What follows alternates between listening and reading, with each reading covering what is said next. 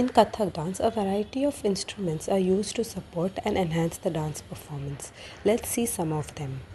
Tatta or Tara Vadya are string instruments which are played with the use of fingers.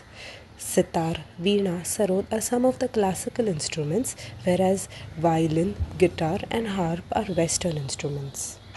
Avanadha Vadya or Tala Vadya are percussion instruments which are played using fingers and palms and are hollow from inside. Some classical instruments are tabla, pakhawas, dholki, whereas drums are a Western instrument.